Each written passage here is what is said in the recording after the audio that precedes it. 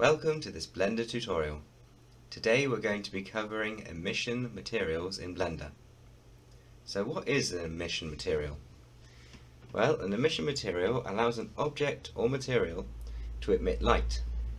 These can be used to give a secondary light source to an environment and allows the object to emit a glow effect. In front of you I have three different examples of this. So on the far left there we have a brick texture plugged into a checkered texture where the white of the texture is the thing that is glowing. In the middle I've just cut the cube in half and given it two glowing materials, and on the far right I have shown the wireframe. I've plugged the wireframe into the emission node on the principal shader. The first thing to understand about emission materials is that the way it realizes what is going to be glowing and what is not going to be glowing is using a black and white effect. So anything that is white is going to be glowing, anything that is black will not be glowing, and anything in the middle will have a different range of glow. So the closer to black you get, the dimmer the glow will be, and the closer to white the brighter it will be, with pure white being completely on and complete black being completely off. So let's get started and see how we do this in real time. So let's get rid of both these materials, and I'm just going to hide these two objects as well, like so they're not getting in the way. So let's create a new material. I'm just going to put this into lit mode, makes it a bit easier, and we're going to go to the shading editor to get our shading nodes. If you haven't got this, you just need to click nodes and it will appear like so. Just change that to lit mode. There we go. So there are a few ways that we can make emission materials. The first way is to go to Principal BSDF and just change it to emission. All that does is it plugs a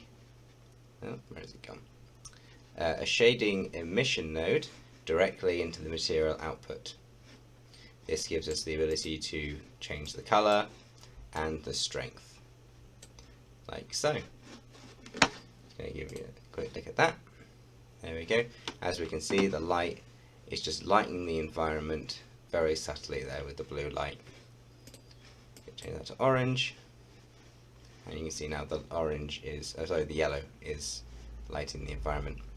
A key point to realize here, or to note here, is that darker colors will emit less light because they are still obeying the same rule as the black and the white. So a darker color is going to glow less strongly than a lighter one. So I go to white, you can see there is a lot of light being produced here. If I change this to, say, a very dark purple, the light is a bit more diminished.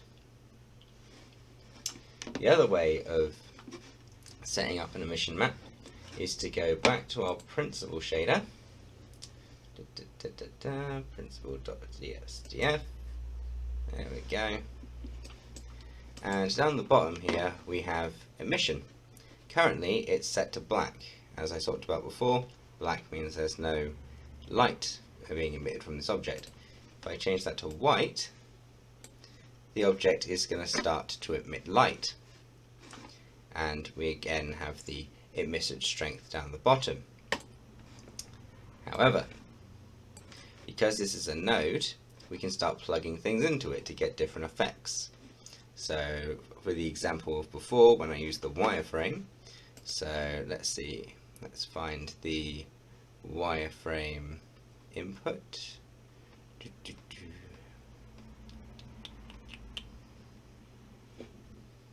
Always losing this.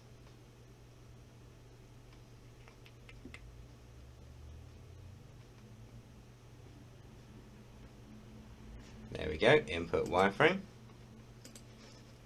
In this case, I want to plug FAC into Emission. So the wireframe node has the wireframe as white, and therefore what it's doing is the white is glowing because the emission is taking that white as an input and making it glow. The rest of the wireframe is black and will not be glowing. Let's turn the strength up to 10 so it's a bit more obvious. There we go. So quite easily there we can see that the object is now producing light at a more complex rate than just being one object glowing. We can also mix things together. So if I add an input for, let's have a look, where's my brick texture? There we go. So I can plug my brick texture into Emission to get this kind of effect here. But I also am able to add in different inputs into this brick texture.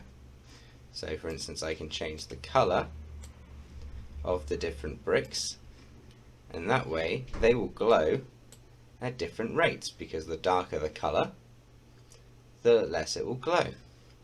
My mortar, for instance, isn't glowing, but if I change the mortar to white, you get this effect. Whoops. There we go, just a bit of lag there. Where now the white of the mortar is glowing more strongly than the two other colours. That's how I was able to produce the image on the far left. The way I produced the image in the middle is I cut the cube in half, the sphere. I cut the sphere in half. Let's go to wireframe so I can see, go to front view, go into edit mode. So I've already got half of the sphere selected here. All I did was I created a new material and I hit assign. So now half that sphere is one material and half is a different material. And that just allows me to change the colour of one of the halves. And that means they can glow at different rates or to different effects.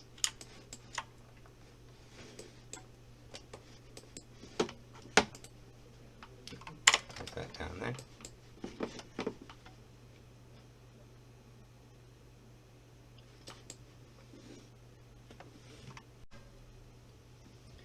Now I'm going to render this image here. And you can see that the top is glowing but the bottom is not, as we have not added anything into the emission here. I'm just going to turn the emission to white and it should, yeah. It's overpowering the red. So the red may be the base color of the object, however, the emission is white. So in this case, I need to change my emission to match the base color.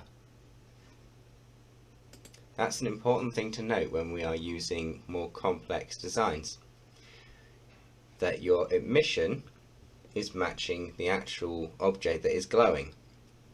If, for example, you have a very yellow light source or something that's glowing yellow, you don't want to be using an emission map that is a white, because the light source coming off that object will be white while the object is glowing yellow, which plays a little bit of a funny effect on the perception of the object. So I'm just going to get rid of that material there, so we only have one material again. And I'm just going to pull this over here, which is a image texture. So this is a black and white image that I have found on the internet of a royal free pattern.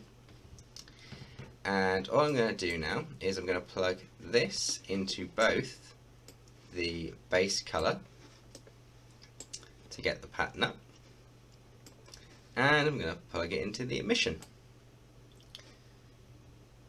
So as we can see here, the white of the pattern is glowing white while the black isn't glowing at all. This can be very effective when it comes to making objects, for instance, like neon signs that are quite far in the background. Instead of having to model the entire object and then making that glow, you could just have the text glowing on a flat plane, and that allows you to save on memory when it comes to games design. Or in renders, it will save the computer time not having to model or render any of that geometry. I hope you found this tutorial interesting. Thank you for watching.